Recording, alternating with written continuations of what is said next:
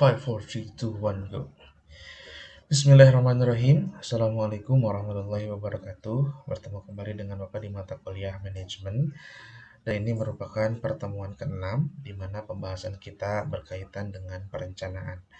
Tujuan dari materi ini diharapkan saudara bisa menjelaskan kembali, memahami, mengerti, dan mengetahui tentang perencanaan dalam sebuah manajemen, dalam sebuah organisasi, baik ini untuk berkaitan dengan bisnis dan non-bisnis atau organisasi pada umumnya, gitu ya. Dan ini juga menjadi salah satu materi untuk persiapan UTS nanti. Baik, kita langsung masuk saja pada materinya. Ini dia perencanaan. Kita akan melihat terlebih dahulu dari pengertian-pengertian perencanaan menurut para ahli ya. Yang pertama dari Kons tahun 2014 bahwa perencanaan adalah fungsi seorang manajer yang berhubungan dengan pilihan dari berbagai alternatif, baik itu tujuan, kebijaksanaan, prosedur, dan program. Di sini ada kata yaitu fungsi. Nah, artinya salah satu pekerjaan atau tugas pokok dari seorang manajer, baik itu berkaitan dengan manajer yang ada di top manager atau di middle dan juga ada di yang di lower, gitu ya. Dan alternatif itu tentu akan menjadi pilihan yang atau kejadian yang pasti ada gitu ya, atau hal yang pasti akan dihadapi oleh seorang manajer. Ini bisa terkait dengan alternatif di dalam hal SDM, pemasaran, keuangan, atau juga operasional. Menurut Kon ini berkaitan dengan tujuan, tentu tujuan perusahaan. Nah, seyogianya atau seharusnya manajer ini memilih alternatif tujuan yang sesuai dengan tujuan perusahaan ya. Kemudian juga ada alternatif kebijaksanaan yang nanti ini menjadi langkah yang akan diambil oleh para bawahan atau staff sehingga saudara bisa menentukan kebijakan apa yang paling bijak untuk para karyawannya ya, termasuk juga prosedur pembuatan SOP dan juga program yang akan dilaksanakan. Ini terkait dengan 4 bidang manajemen ya, pemasaran, operasional, SDM, dan finance. Lalu menurut Robin and Coulter tahun 2002 bahwa perencanaan atau planning ini adalah sebuah proses yang dimulai dari penetapan tujuan organisasi. Ini menjadi penting karena setiap perencanaan program harus sesuai dengan tujuan organisasi. Lalu menentukan strategi. Ini yang lebih sub ya atau turunan dari tujuan organisasi ya untuk pencapaian tujuan organisasi tersebut secara menyeluruh ya, serta merumuskan sistem perencanaan yang menyeluruh.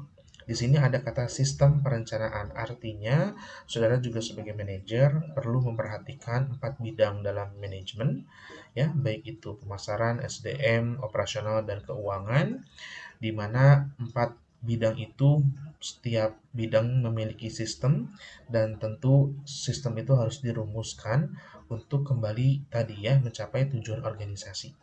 Dan saudara juga perlu untuk mengintegrasikan, menyambungkan satu bidang dengan bidang yang lain sehingga program kerja sistem dapat saling mendukung untuk mencapai tujuan organisasi dan mengkoordinasikan ya. Saudara juga perlu mengawasi bagaimana program tersebut dikerjakan sehingga Anda perlu mengkoordinasikan antar divisi ya seluruh pekerjaan dalam organisasi hingga tercapainya tujuan organisasi. Berikutnya, perencanaan atau planning menurut George R. Terry yaitu sebagai dasar pemikiran saudara sebagai manajer dari tujuan dan penyusunan langkah-langkah yang akan dipakai untuk mencapai tujuan. Artinya planning ini direncanakan ya berdasarkan fakta data yang ada di dalam organisasi. Kemudian saudara pikirkan dengan kemampuan kognitif saudara, perencanaan seperti apa yang terbaik, melihat alternatif yang ada, melihat fakta dan data yang ada. Sehingga setelah munculnya alternatif nanti akan dipertimbangkan oleh atasan Anda atau oleh direktur atau board of director sehingga nanti akan dipilih secara bersama mufakat dan Anda sebagai manajer nanti bisa menambahkan data atau alternatif pendukung ya tambahan sehingga para atasan atau direktur atau board of director nanti bisa mendapatkan informasi yang valid, yang tepat ya atas informasi dari dukungan saudara sebagai manajer. Lalu kemudian perencanaan planning menurut Luther M. Gulick menyampaikan atau mendefinisikan bahwa planning itu merupakan tindakan memilih dari berbagai alternatif tadi. Apa yang dipilih? Tentu alternatif yang memiliki value yang paling besar. Kalau kita berbicara value, nilai, berarti kita membandingkan antara benefit dan cost. Benefit adalah manfaat dan cost adalah pengorbanan. Seyogianya saudara sebagai manajer harus memilih program, kemudian perencanaan yang terbaik, yang value-nya lebih besar, di mana value yang paling besar itu yang memiliki benefit yang paling besar, gitu ya, di antara benefit yang lain atau di antara uh, alternatif yang lain. Dan juga Anda mempertimbangkan cost atau pengorbanannya yang lebih sedikit atau yang lebih efisien, gitu ya. Dan menetapkan segala aktivitas. Anda yang menentukan, Anda sebagai manajer bertugas untuk menentukan aktivitas apa yang harus dikerjakan terlebih dahulu, aktivitas apa yang bisa didelegasikan. Anda juga harus menyalurkan setiap aktivitas ini terhadap divisi yang terkait di dalam sebuah organisasi, sehingga Anda bisa mengkontrol semua aktivitas itu untuk mencapai tujuan organisasi ya. Dan sumber daya yang akan dilaksanakan. Dalam hal ini sumber daya menjadi penting kita harus perhatikan karena di sebuah organisasi sumber daya itu terbatas, baik itu sumber daya modal, SDM, sumber daya alam yang kemudian kita butuhkan dan kita eh, olah dalam sebuah perusahaan, kemudian sumber daya informasi, sumber daya mesin dan teknologi. Dengan segala keterbatasan sumber daya tersebut, saudara harus mengorganisasikan sumber daya tadi sehingga pencapaian organisasi akan lebih mudah untuk diraih, gitu ya. Yang dilaksanakan dan digunakan di masa yang akan datang untuk mencapai tujuan tertentu. Ada kalimat masa yang akan datang, artinya perencanaan ini tentu saudara tujukan untuk program di masa depan, di masa yang akan datang, entah itu 3 bulan ke depan atau tahun depan. Tentu ini juga melihat masa yang sudah berlalu, saudara mengevaluasi, menilai dari program kerja yang sudah saudara lakukan, yang sudah saudara kerjakan dengan tim, dan saudara akan mengevaluasi program tersebut, lalu bagaimana menentukan program berikutnya, tentu yang harus lebih baik dari program yang sebelumnya ya. Berikutnya menurut Henry Fayol menyampaikan atau mendefinisikan bahwa planning atau perencanaan adalah merupakan pemilihan atau penetapan tujuan-tujuan organisasi. Di sini ada kata tujuan yang disebut 2 kali, bahwa tujuan organisasi itu nanti akan diijawantahkan atau diinvestasikan dengan program kerja. Nah, tentu program kerja ini harus sesuai dengan tujuan organisasi ya, tujuan perusahaan. Dan bisa terjadi satu tujuan tapi bisa terdiri dari berbagai program ya sesuai dengan bidang yang ada di organisasi tersebut. Kembali ke 4 bidang tadi ya, SDM, keuangan, operasional, dan pemasaran. Dan perencanaan ini penentuan strategis, artinya saudara yang menentukan strategis berdasarkan tadi alternatif yang ada ya, memilih value yang lebih besar. Kebijakan proyek bisa juga dalam program, bisa juga dalam prosedur atau SOP ya. Metode sistem anggaran yang terbaik, yang bervalue lebih tinggi, dan standar yang dibutuhkan untuk pencapaian tujuan. Nah, ini tugas sebagai manajer. Memang berat, saudara harus memenuhi kemampuan, keterampilan, dan attitude yang baik sehingga saudara bisa memilih proyek, program, prosedur, metode, sistem anggaran, dan standar yang terbaik untuk organisasi Anda. Lalu perencanaan menurut Harold Kuntz merupakan aktivitas untuk memilih dan menghubungkan fakta, menghubungkan data yang ada, serta aktivitas membuat rencana mengenai kegiatan-kegiatan apa yang akan dilakukan di masa depan, tentunya berdasarkan fakta atau data yang ada tersebut ya. Dan tentu ini juga perlu adanya evaluasi penilaian dari saudara sehingga saudara bisa menentukan strategi terbaiknya apabila ternyata diketahui fakta dan data belum Anda miliki untuk menunjang organisasi tersebut, maka saudara bisa menambah data, menambah dukungan atau mitra untuk dari organisasi luar untuk mendukung organisasi saudara, sehingga faktanya akan bertambah, ya alternatifnya akan bertambah, supportingnya akan bertambah, sehingga bisa mencapai tujuan, kembali ke pencapaian tujuan organisasi dengan lebih baik ya. Perencanaan dapat dilihat dari 3 hal, yaitu dalam hal proses, fungsi manajemen, dan pengambilan keputusan menurut Ernie dan Kurniawan 2005. Dari sisi proses, bahwasanya fungsi perencanaan ini adalah perencanaan merupakan proses dasar ya. Proses itu artinya langkah per langkah atau kegiatan-kegiatan dasar gitu ya yang digunakan untuk memilih tujuan dan menentukan bagaimana tujuan tersebut akan dicapai. Nah, kembali ke informasi yang sebelumnya bahwa saudara harus menyimpan informasi yang cukup banyak ya, fakta data yang ada yang dimiliki oleh organisasi dari supporting dari pihak luar, organisasi di luar, eksternal organisasi, dan ini perlu dirancang dengan baik sehingga dari sisi proses fungsi perencanaan ini bisa berproses dengan baik ya. Dari sisi fungsi manajemen, bahwa perencanaan ini adalah fungsi di mana pimpinan, saudara sebagai manajer, menggunakan pengaruh saudara atas wewenangnya untuk menentukan atau merubah tujuan. Dalam hal ini, timbul pertanyaan apakah tujuan bisa berubah di tengah jalan?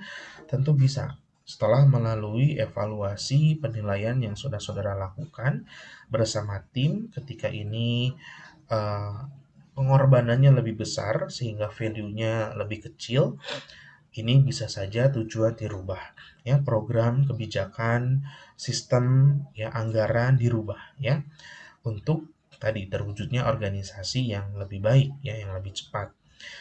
Dan kegiatan organisasi juga bisa berubah. Nah, dari sisi pengambilan keputusan, perencanaan merupakan pengambilan keputusan untuk jangka waktu yang panjang ya, di masa yang akan datang atau yang akan datang mengenai apa yang akan dilakukan oleh tim saudara ya. Bagaimana melakukannya, dengan program apa, siapa saja yang terlibat, lalu mitra apa yang bisa mensupport organisasi kita gitu ya. Dan ini juga berkaitan dengan 4 bidang manajemen tadi, bidang pemasaran, keuangan, operasional, dan finance ya. Bila mana dan siapa yang akan melakukannya, di mana keputusan yang diambil belum tentu sesuai hingga implementasi perencanaan tersebut dibuktikan di kemudian hari. Jadi pada intinya bahwa perencanaan itu merupakan penentuan serangkaian tindakan untuk mencapai suatu hasil yang diinginkan dari saudara sebagai manajer ya. Manajer memikirkan tujuan dan kegiatan yang harus dilakukan sebelum pelaksanaan kegiatan sebenarnya.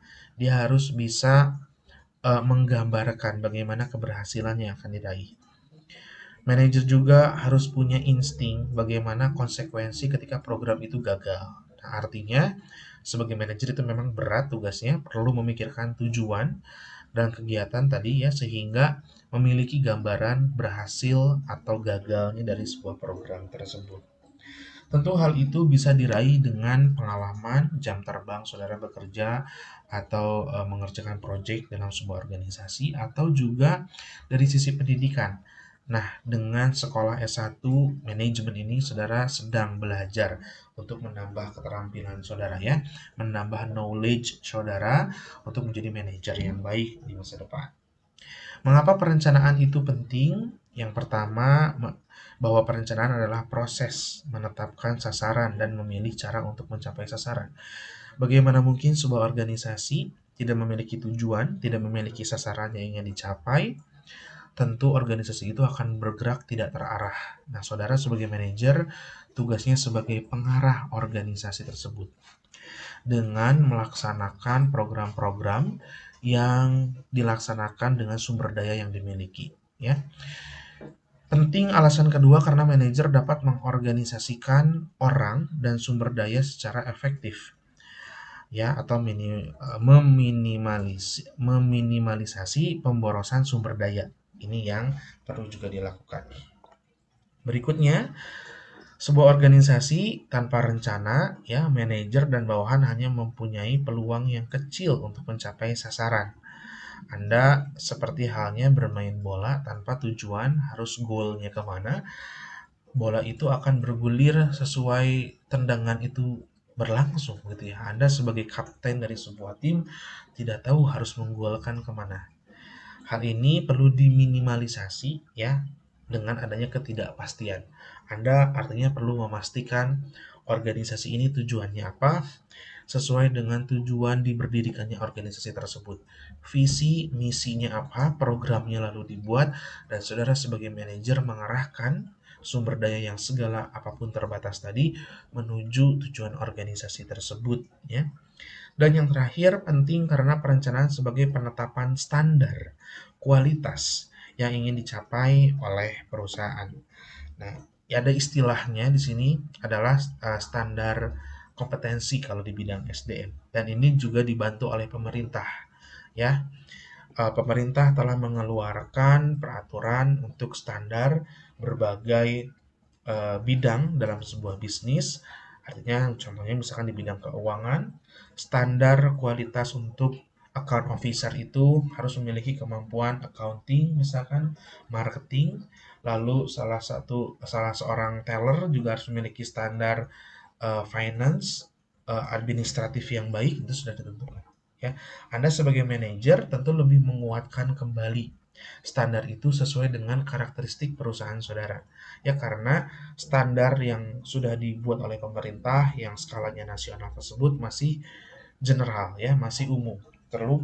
Tentu perlu kekhususan, kekhasan ya, yang sehingga bisa dimiliki atau dicapai oleh organisasi saudara, oleh SDM yang ada di organisasi saudara.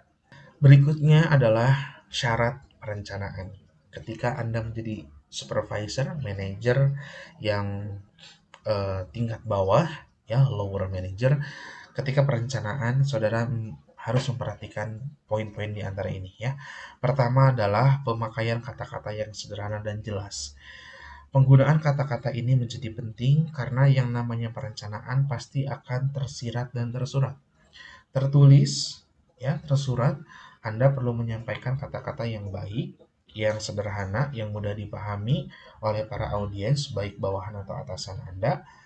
Hindari kalimat-kalimat atau kata-kata yang ambigu, gitu ya, atau memiliki dua makna yang berbeda. Kemudian juga jelas, artinya mudah dipahami, gitu ya. Ketika Anda menyampaikan perencanaan ini dengan lisan, dengan oral, maka saudara juga harus memilih kata-kata yang sama, sederhana, jelas, bisa dimengerti, bisa dipahami, menghindari ambiguitas, gitu ya. Lalu yang relevan, yang penting, yang utama, ide pokoknya ada di sana, gitu ya. Yang tidak relevan bisa kita delete. Lalu yang kedua, mempunyai stabilitas, konsistensi. Karena yang namanya perencanaan kan harus sesuai dengan tujuan perusahaan, artinya stabilitas atau konsisten ini berhubungan dengan perencanaan dan tujuan perusahaan.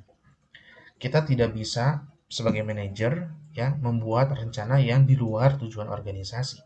Baik itu dalam bidang pemasaran, SDM, accounting, operational, itu harus konsisten dengan tujuan organisasi. Ya. Yang ketiga, meliputi semua tindakan yang diperlukan. Ya, rencana haruslah meliputi segalanya, alat yang digunakan, siapa yang mengerjakan, media yang dibutuhkan apa, mitra yang dibutuhkan, ya, kemudian modal yang dibutuhkan, teknologi yang dibutuhkan. Saudara sebagai manajer perlu memperhatikan itu. Alat pendukung lainnya sehingga SDM saudara bisa melaksanakan perencanaan dengan baik. Yang keempat, syaratnya berada dalam penimbangan.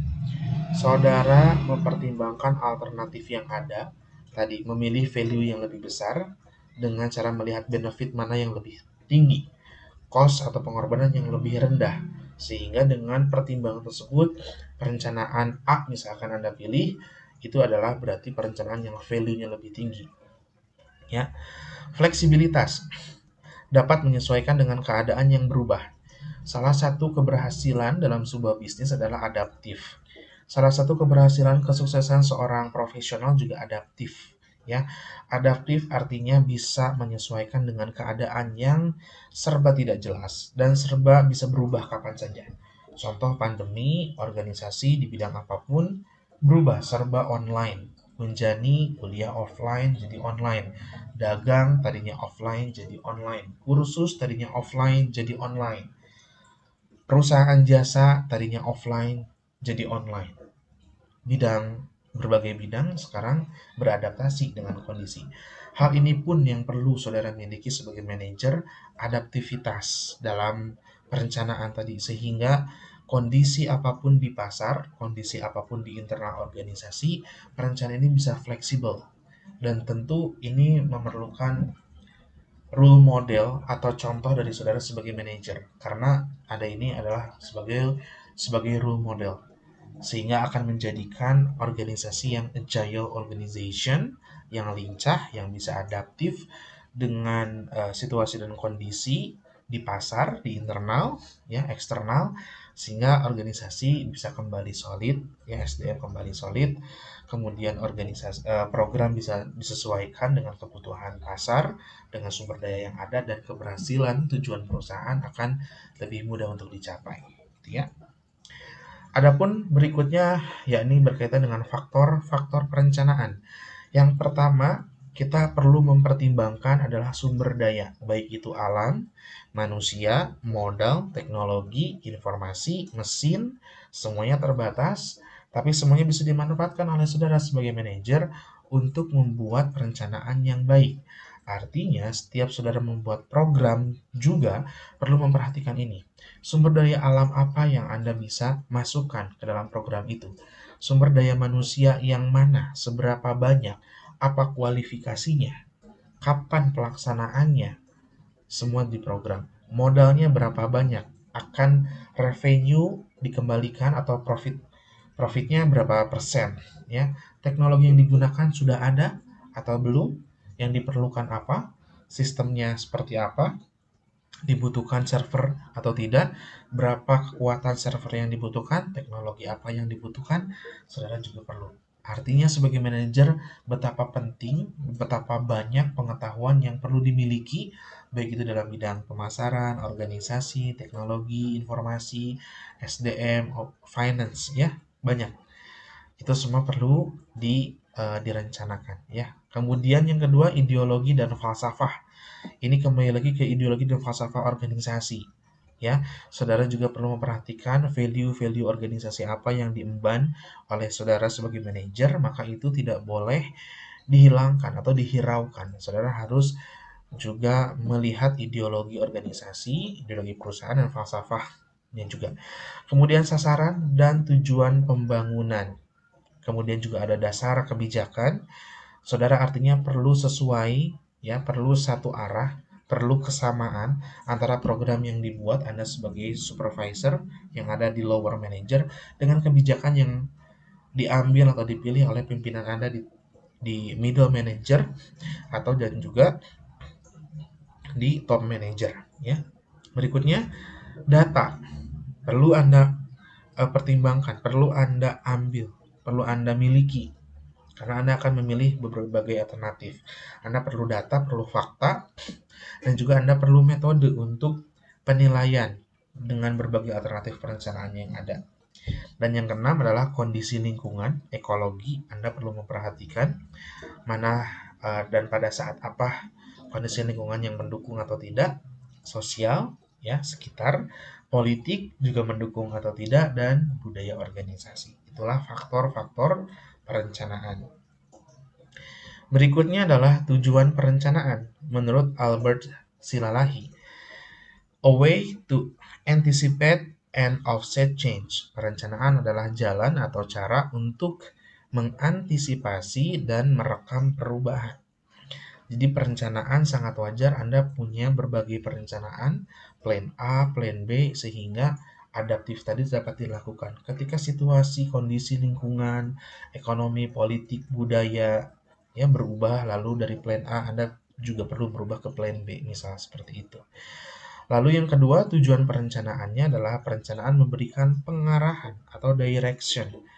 Anda mendapatkan pengarahan dari atasan dan Anda juga merencanakan membuat program kerja dan menjadi arahan untuk staf Anda, ya, untuk bawahan Anda.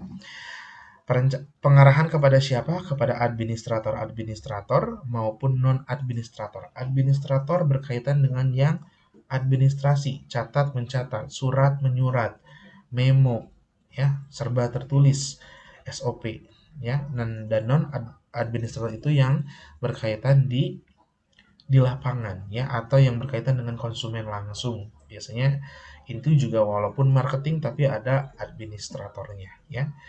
Yang ketiga, tujuannya perencanaan juga dapat menghindari atau setidaknya meminimalisir, ya, atau memperkecil tumpang tindihnya program kerja, tumpang tindihnya tugas, ya, tugas pokok dan fungsi dari setiap personil atau setiap divisi. Ya, dengan perencanaan bisa meminimalisir hal tersebut dan juga pemborosan dalam hal anggaran terutama, ya, dalam hal anggaran terutama.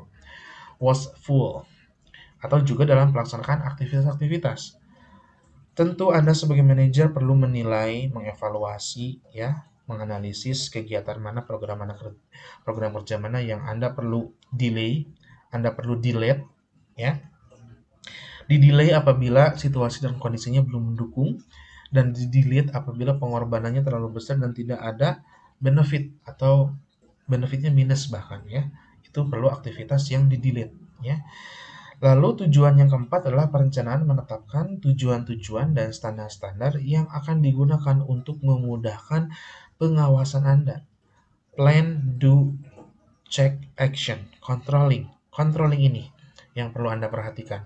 Dengan perencanaan yang baik, Anda membuat program yang baik, ya, di awal tadi dilakukannya apa, oleh siapa, dan controllingnya bagaimana.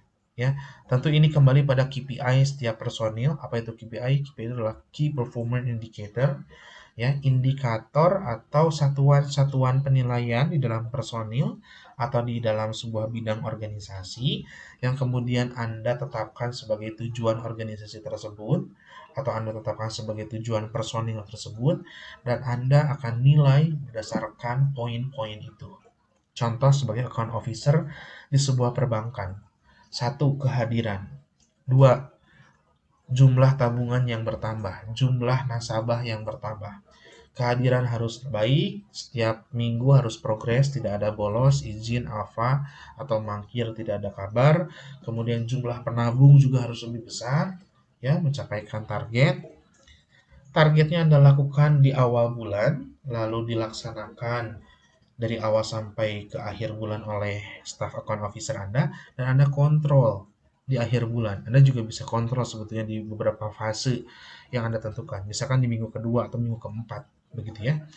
Dan yang terakhir tadi penambahan jumlah tabungan itu. Nah, Anda sebagai manajer, kepala cabang dalam sebuah bank, contohnya akan menilai indikator dari account officer 3 indikator atau 3 poin tersebut, ya.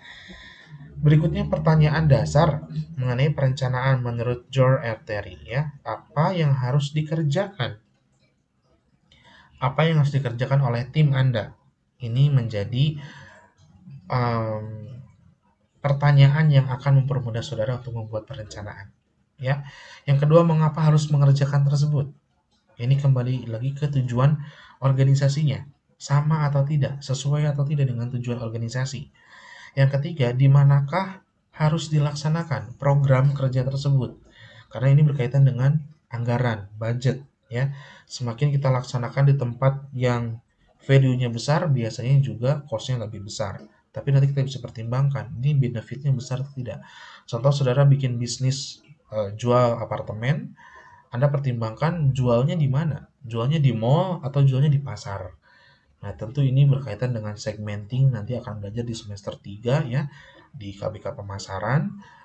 Kemudian nanti akan belajar tentang value juga. Nah, tentu untuk sekarang ini Bapak menggambarkan kalau kita jualan apartemen, tentunya kita akan lebih dapat value, dapat benefit yang lebih besar kalau kita jualannya di mall dibanding dengan pasar tradisional, gitu ya.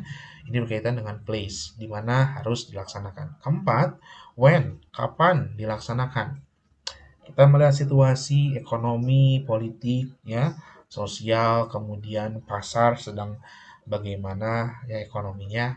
Kalau ini baik, sesuai, mendukung dengan program, produk, jasa yang kita tawarkan ke pasar, maka ini bisa dilaksanakan. Namun apabila hasil pertimbangan, evaluasi, melihat fakta dan data yang sebelumnya kita akhirnya menyimpulkan tidak mendukung untuk waktu kita jualan sekarang, sell saat ini, maka kita bisa keep terlebih dahulu produknya dan kita membuat rencana. Artinya kembali ke yang tadi bahwa agile organization, adaptasi ini penting, gitu ya. Yang kelima, siapa yang akan mengerjakan dalam bidang 4 manajemen, ya. Siapa yang akan menjual di bidang pemasaran? Siapa yang akan membuat di bidang operasional? Siapa yang akan bikin budget anggarannya di bidang finance? Siapa yang akan menyediakan SDM-nya di bidang human resource? Ya, ini perlu Anda pikirkan. Dan yang keenam, bagaimana cara melaksanakannya? Keempat bidang tadi sama, ya. Cara di marketing, ya, dengan metode apa? Iklan, promosi, atau celebrity endorser, ya. Di bidang HR, bagaimana rekrutmennya? Online, offline, atau ikut dalam pameran dan lain sebagainya, ya. Operasional, bagaimana? Apakah kita akan membuat sendiri atau maklun buat ke perusahaan yang lain, ya, subcontracting begitu. Lalu di bidang finance, anggarannya seberapa persen dari dana yang ada? 25%, 30%, berapa revenue yang ditentukan? Ya, 5%, 10%. Ini tentu Anda harus pertimbangkan. Oke, berikutnya fungsi perencanaan menurut Robin and Carter. Yang pertama, fungsi perencanaan sebagai pengarah tadi. Ya, kedua, perencanaan sebagai meminimalisir ketidakpastian. Karena bisnis berkaitan dengan ketidakpastian. Sekalipun Anda berada di organisasi non-bisnis, ketidakpastian juga sama. Salah satu contoh ketidakpastian adalah situasi saat ini, pandemi.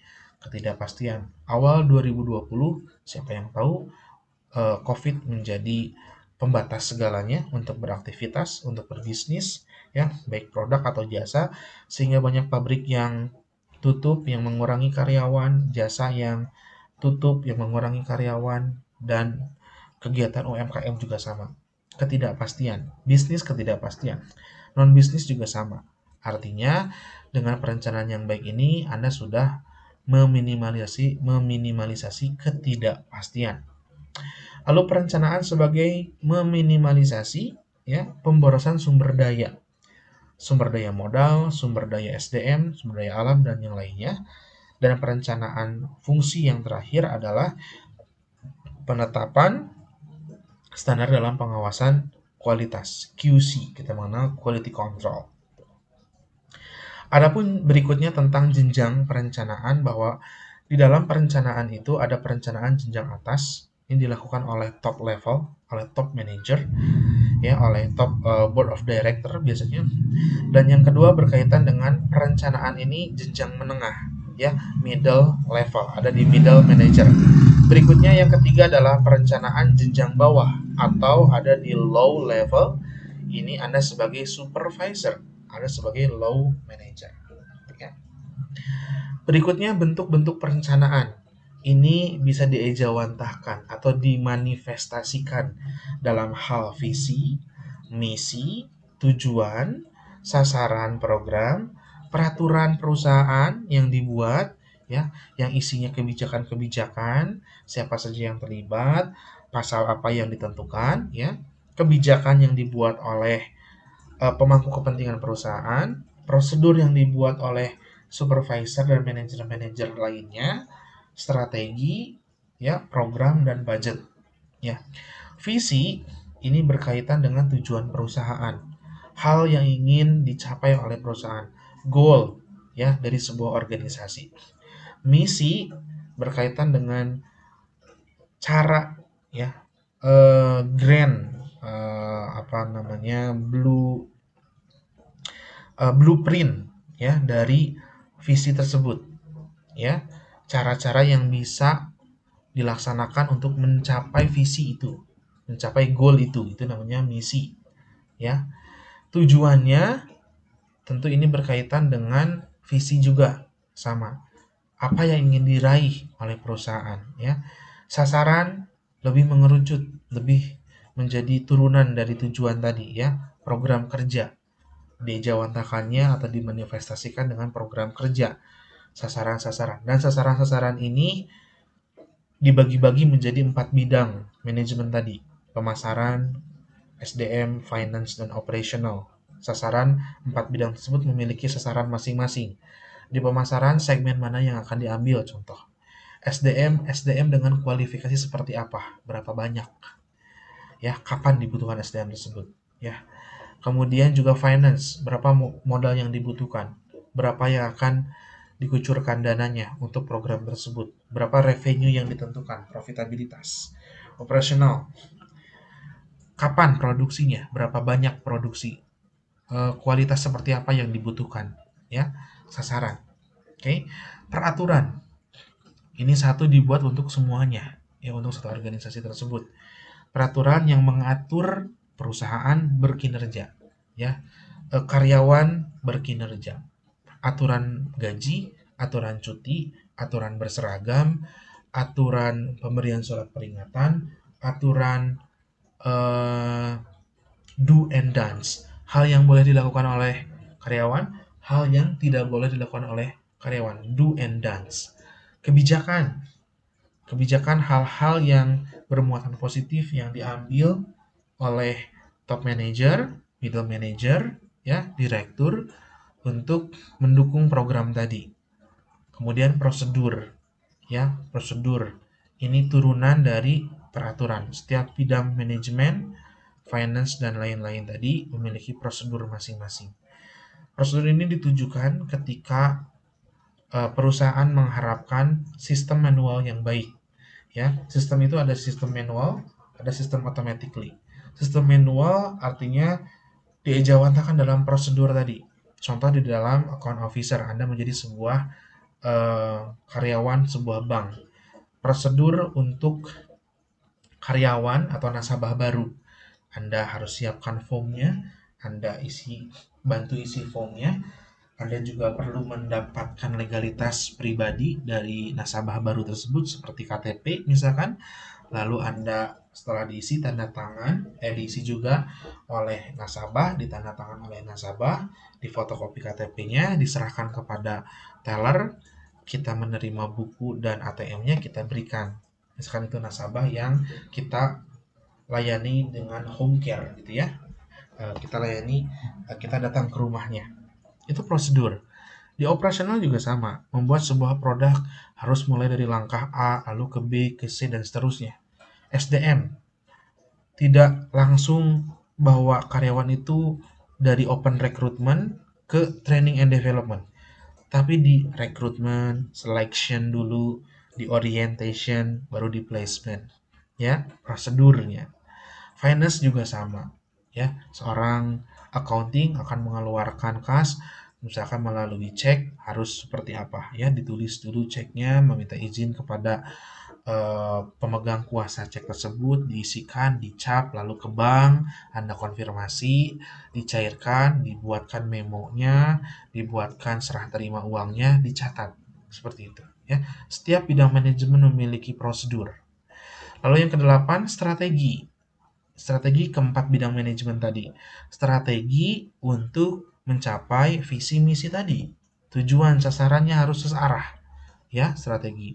Program pun demikian dan budget yang sesuai. Budget berkaitan dengan cost dalam sebuah program, berkaitan dengan pengorbanan sebuah program, di mana prinsipnya budget ini harus paling sesuai.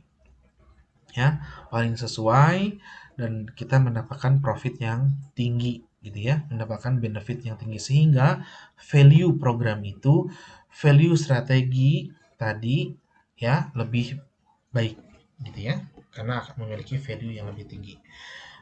Berikutnya, perencanaan organisasi berdasarkan tujuan organisasi dikelompokkan ke dalam, perencanaan organisasi berdasarkan tujuan organisasi dikelompokkan ke dalam, ada perencanaan strategis, taktis, dan operasional. Ini tanggung jawabnya dilakukan oleh berbeda-beda personil, ya. Nanti akan Bapak jelaskan siapa yang memegang peranan untuk perencanaan strategis, taktis, operasional. Yang lebih besar tanggung jawabnya tentu yang strategis, karena direktur sebetulnya. Bapak kasih kisi-kisinya sekarang ya. Nanti taktis di middle manager, ya, mengejawantahkan ya dari strategis tersebut menjadi hal yang lebih taktis, dan operasional lebih kepada program kerja yang dilakukan oleh middle manager. Berikutnya adapun aktivitas perencanaan, yang pertama tentu kita harus forecasting, meramalkan situasi kondisi pasar 1 tahun ke depan berdasarkan fakta dan data yang ada, ya, informasi dari BPS, informasi dari kementerian, informasi dari pemerintah, informasi dari organisasi sesama bisnis, ya, di bidang yang sama. Misalkan begitu, Anda bisa ambil informasinya untuk bisa Anda membuat forecasting atau peramalan, ya. Pasar naik berapa persen, contoh misalkan pasar air mineral dalam kemasan tahun 90 tidak begitu banyak, namun di tahun 2000, ya, abad ke-20 sudah mulai banyak. Sampai saat ini setelah 2020 begitu banyak merek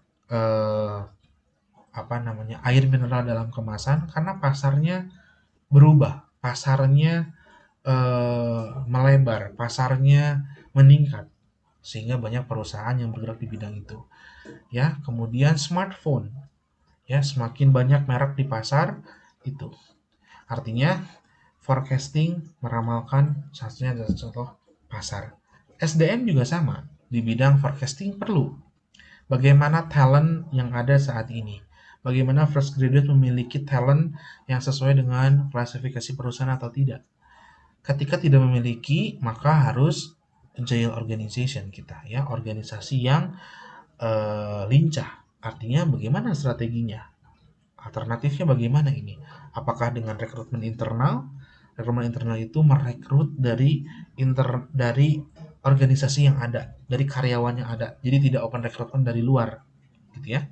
Contohnya seperti itu. Di bidang account, di bidang finance juga sama, dan operasional juga sama.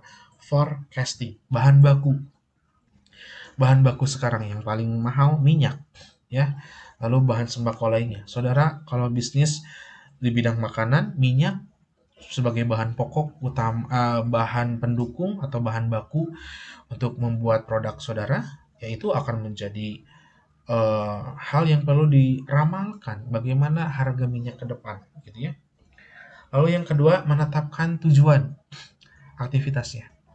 Tujuannya apa ini? Ya, tentu harus sesuai dengan tujuan perusahaan, ya. Bahasa Inggrisnya establishing objective. Lalu yang kedua, mengacarakan. Bagaimana caranya? Bagaimana mengejawantahkan dari tujuan tersebut? Anda turunkan menjadi program kerja 4 bidang manajemen tadi, atau istilahnya adalah programming, ya. Lalu Anda scheduling, susun waktu, kapan? Biasanya dibuat timeline, ya. Ada personilnya siapa saja atau bidang apa saja, ada waktu kapan dilaksanakan, ya. Sehingga ini jadi perencanaan yang baik, sehingga kontrol saudara menjadi lebih mudah. Berikutnya, pengembangan prosedur atau developing prosedur. Ini juga menjadi hal penting karena tadi, bahwa tujuan organisasi bisa berubah di tengah jalan. Perencanaan bisa berubah. So, pengembangan prosedur juga bisa berubah, ya. Lalu establishing dan interpreting policy, ya, policy, menetapkan dan menafsirkan kebijakan. Sama, ini juga bisa berubah. Kebijakan dari atasan bisa berubah. Melihat situasi kondisi internal perusahaan dan eksternal perusahaan. Terakhir, dalam aktivitas perencanaan adalah menyusun anggaran belanja. Perencanaan tidak terlepas dari budgeting. Ya, sebagai manajer, Anda harus bisa membudget, membuat anggaran yang pas. Anda akan gagal sebagai manajer ketika program kerja nanti unbudgeting. Anda misalkan buat iklan sebagai manajer pemasaran, direncanakan 100 juta, ternyata setelah dilaksanakan totally 125 juta. Unbudgeting 25 juta. Itu menjadi kinerja yang buruk. Apalagi dengan pencapaian penjualan yang tidak sesuai. Tujuan perusahaan tidak tercapai, unbudgeting juga Anda lakukan. Itu tentu menjadi sebuah penilaian buruk, presiden buruk bagi saudara sebagai manajer. Tapi ketika perencanaan saudara sudah baik, ya pasarnya akan dituju mana, Anda sudah meramalkan dengan baik pasar bertumbuhnya berapa, lalu Anda programnya sudah jelas, SDM-nya sudah diramalkan, schedule sudah dilakukan, dan budgetnya sesuai dengan scheduling itu, sesuai dengan program itu, sesuai dengan forecasting yang Anda dapatkan. Anda lakukan budget lalu berhasil, itu presiden yang baik, ya, catatan yang baik. Adapun alat bantu dalam perencanaan ini, yang pertama ada flow chart. Ini berkaitan dengan prosedur, ya, satu program kerja akan dilakukan oleh tim, ya, maka flowchart ini penting untuk saling bisa memahami di kondisi apa, di posisi apa pekerjaan itu akan saling bersinggungan antara misal operational dengan finance, operational dengan SDM, operational dengan marketing, SDM dengan marketing, finance dengan marketing, finance dengan SDM. Di mana beririsannya, flowchart ini akan membantu.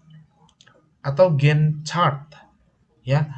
Di sini akan melihat pertumbuhan pasar, talent management bisa dilihat dengan Gantt chart, dan ada PERT chart, ya, PERT chart. Di sini biasanya dilakukan matrix, lalu Anda membuat satu titik X dan satu titik Y, lalu bagaimana kesimpulannya, apakah Anda melakukan program yang mana, apakah melakukan alternatif yang A, B, C, atau D, gitu ya, mempertimbangkan per chart yang ada. Gitu. Berikutnya, perencanaan yang efektif adalah yang tertulis, ya, yang karena dengan perencanaan yang tertulis, kontrolnya lebih besar, lebih mudah, ya, lebih baik, begitu, dan itu menjadi bukti juga ketika gagal dalam hal apa kegagalannya, ketika berhasil dalam hal apa keberhasilannya. Ini bisa menjadi evaluasi, membantu saudara juga sebagai manajer. Berikutnya, menentukan goal. Tentu dalam sebuah perencanaan harus ada goalnya dong, gitu ya. Dan yang ketiga, susun sesuai tugas dan tanggung jawab divisi-divisi yang ada, personil yang Anda miliki. Tentukan prioritas pekerjaan, karena pekerjaan itu harus Anda pikirkan mana yang prioritas, mana yang bisa didelegasikan, mana yang bisa di-delay, mana yang bisa di-delete, ya.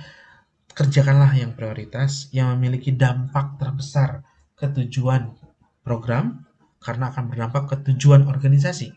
So, penting banget melakukan prioritas pekerjaan. Dan direview, dinilai, dianalisis, ya, dievaluasi, dan Anda memiliki batas waktu. Due date-nya kapan?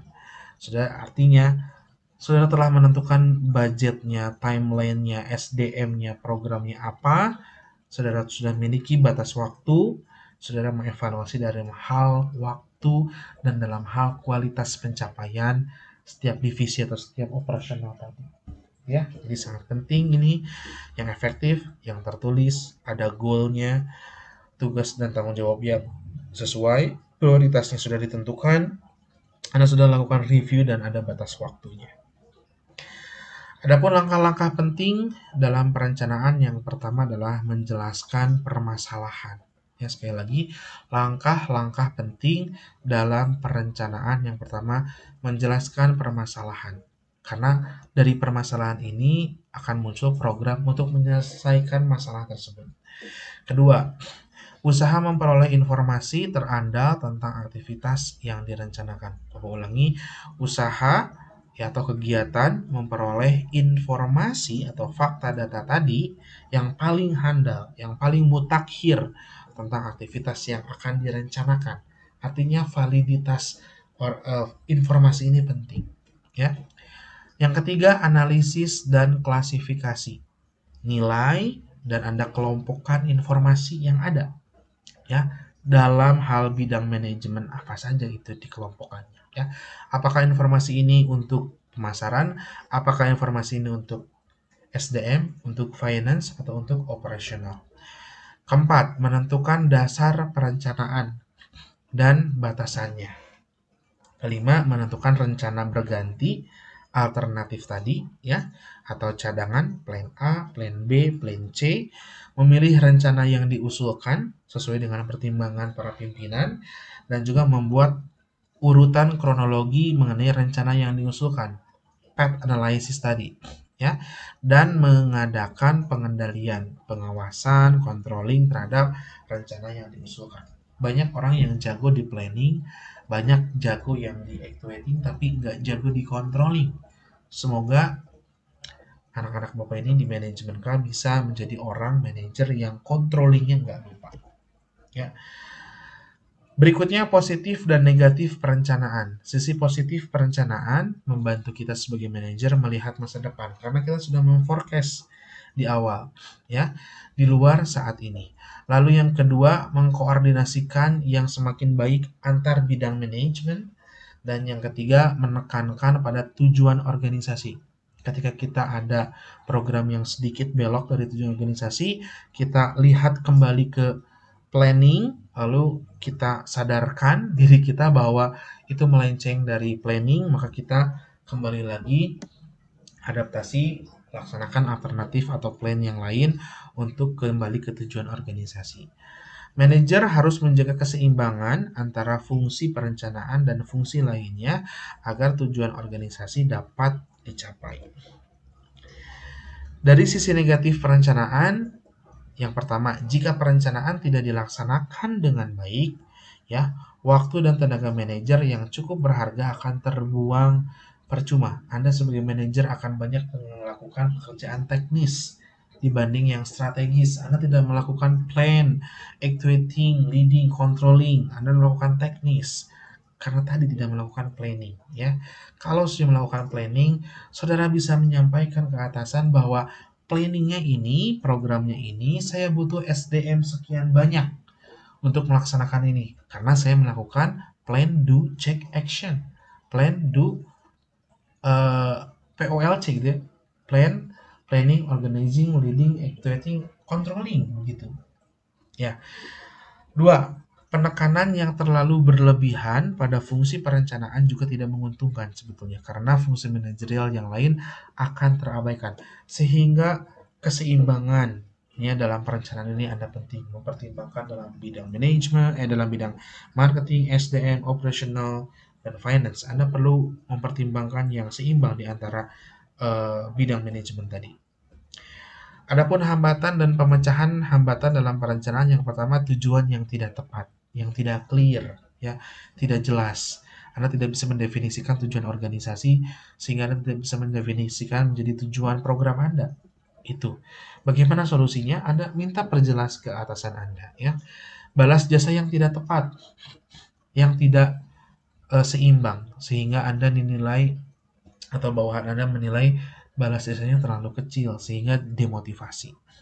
Lingkungan yang kompleks, ya, antar divisi tidak sinkron, antar divisi saling konflik, tidak terarah konfliknya, ya, tidak ada bisa kontrol, kompleks sekali lingkungannya. Ini hambatan pemecahan hambatan perencanaan. Pemecahan hambatannya di slide berikutnya, ya. Keputusan menetapkan tujuan yang baru dan mengalokasikan sumber daya untuk mencapai tujuan tersebut berarti melepaskan tujuan lainnya, ya, karena sumber dayanya terbatas. Beberapa anggota organisasi enggan untuk melakukan perubahan. Ada juga dalam organisasi orang yang tidak mau adaptif, tidak mau jadi agile personil, sehingga tidak mau menjadi agile organization. Anda harus menilai personel yang seperti ini. Anda harus cut, Anda harus ganti, atau Anda pertimbangkan juga Anda mentraining, mendevelopingnya. Tentu itu mempertimbangkan budgeting juga dan waktu. F. Keenam, anggota organisasi mengalami pembatasan-pembatasan. Ya, dilakukanlah mereka perkumpulan, serikat, lalu melakukan pembatasan, lalu akan menghambat dari perencanaan tujuan atau perusahaan. Ya, anggota organisasi yang tidak memahami lingkungan eksternal akan cenderung menolak perubahan. Artinya saudara juga perlu mengedukasi setiap karyawan ya, dalam briefing, dalam rapat, bagaimana lingkungan eksternal itu berubah, mendukung atau tidak mendukung terhadap tujuan organisasi. Anda perlu sampaikan dengan baik sehingga mereka bisa mengerti, sehingga akan tumbuh atau munculnya rasa sense of belonging dari karyawan tersebut, merasa memiliki organisasi itu, ya, dengan kita edukasi, informasi, beritahu tentang lingkungan eksternal kita, tentang politik, budaya, ekonomi, sosial, apakah mendukung organisasi kita atau tidak, ya. Ini adalah berikutnya pemecahannya. Pertama, jadi pahami dulu tujuan perencanaan dan proses penetapan tujuan. Dari mulai organisasi, baru ke penetapan tujuan program ya. Rencana dan tujuan harus dikomunikasikan ke bawah. Anda sebelum leading, actuating, Anda komunikasikan. Yang belum paham, Anda berikan pemahaman. 100% harus paham. Ya, bawahan Anda harus paham. Konsistensi antara tujuan yang lebih tinggi, sekali lagi konsistensi dengan antara tujuan yang lebih tinggi dengan tujuan yang lebih rendah. Konsistensi antara tujuan antar bagian atau antar departemen harus dijaga. Siapa yang mengkontrol? Anda sebagai manajer. Sistem balas jasa, reward, ya atau take home pay, bisa kita kenal di dunia praktisi. Yang tepat, ini yang pas, ya. Hal ketepatan atau kepasan tersebut akan mendorong penetapan tujuan dan perencanaan yang efektif.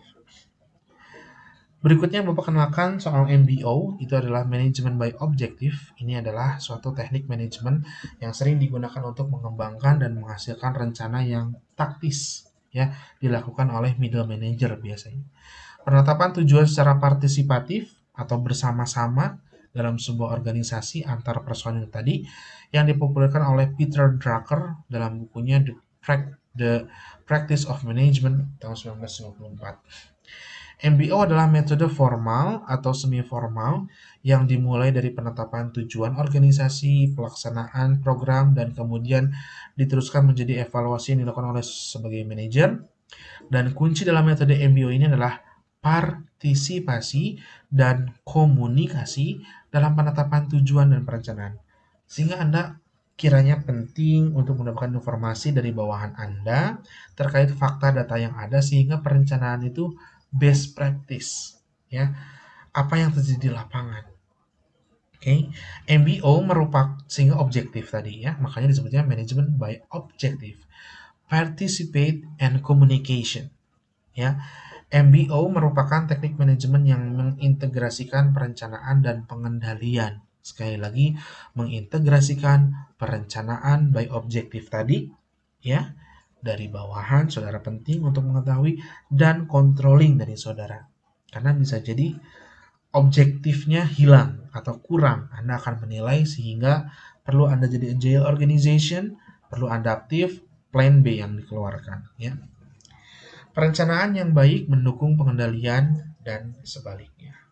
Baik, demikian materi untuk perencanaan. Kita akan lanjut lagi di perencanaan yang kedua di pertemuan ke-7. Demikian materinya. Tutup dengan alhamdulillah.